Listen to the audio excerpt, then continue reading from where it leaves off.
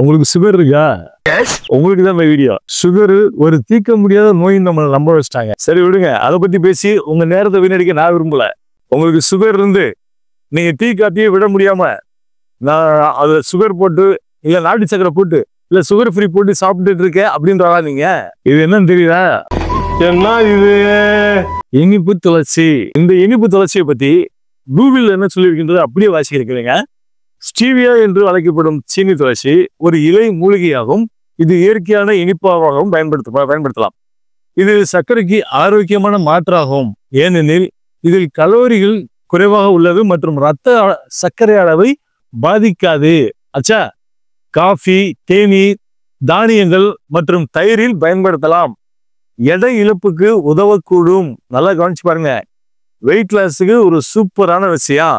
இரத்த அழுத்தத்தை சீராக்க முடியும். நீரிழிவு நோயாளிகள் பயன்படுத்தலாம். நீரிழிவு நோயெல்லாம் யாரு? சுகர் பேஷண்ட் பயன்படுத்தலாம். இன்னும் இருக்குங்க, கரும்பு சர்க்கரையை விட குறைவான கலோரியை கொண்டுள்ளது.